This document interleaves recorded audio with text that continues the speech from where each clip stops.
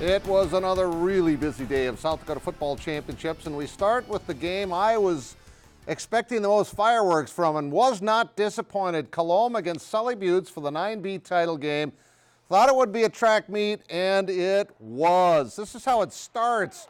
Opening drive for Colomb, Jackson Kinzer off to the races, 49 yards for the touchdown. It's 6-0 in favor of the Cowboys. Now Sully Buttes has an answer, and that answer belonged to Nick Whitler to Morris Hofer for 23 yards, 20-20 at halftime. Whitler had a huge game.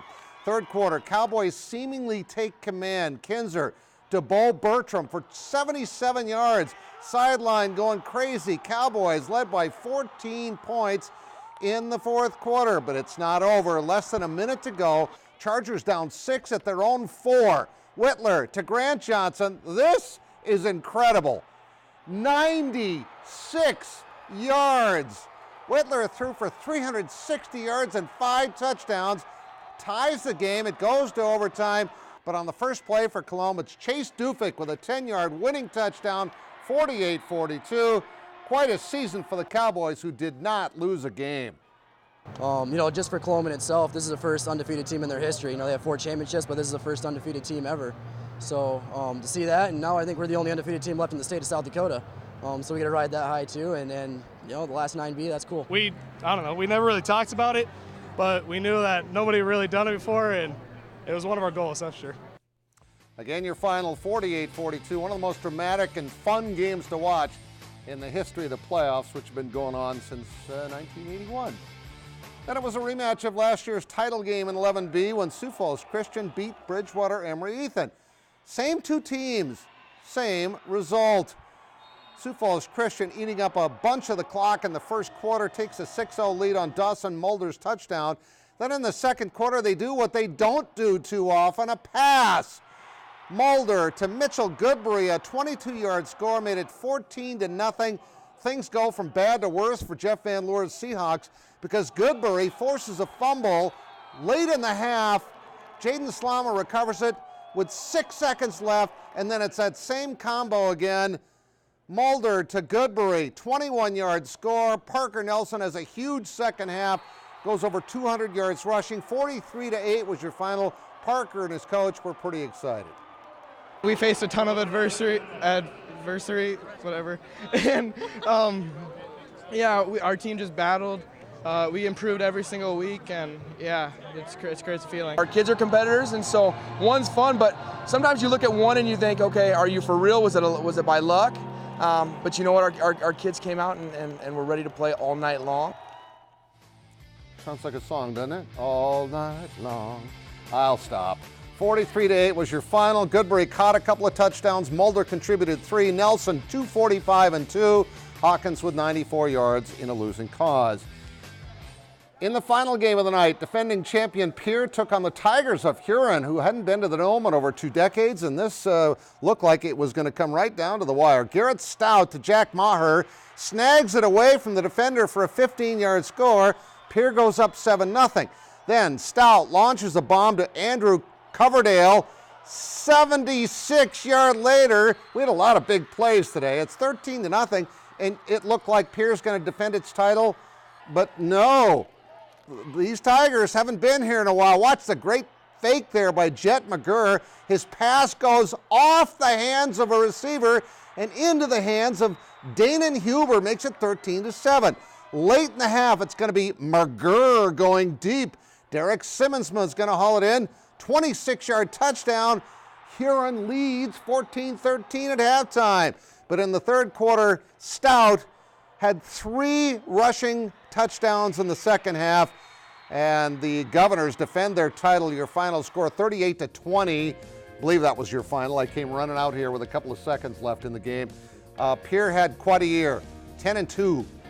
And McGurr and Freiberger had 135 yards receiving in that. Russell Tyler Ruten's football season wasn't over heading into today. They played in New Ulm against Spring Grove after this impressive win in the section championship last Friday. They were pretty excited to get to this point. Let's go to your scoreboard, and oh my gosh, what a tough loss for them. It came right down to the wire. They actually scored 2 touchdowns in the fourth quarter to take the lead, but a late touchdown beat them. Cooper Hansen, 3 touchdown passes. Christensen, 2 long touchdown catches. In addition to all the football, we also had college volleyball in Vermilion tonight as the Coyotes hosting UND. Claire Gertis is going to roof one right there for the point.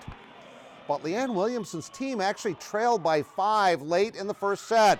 That's when they would storm back. Haley Dotseth, number 6, she was a recent athlete of the week, shows us why. Bumps one over, it's all tied up.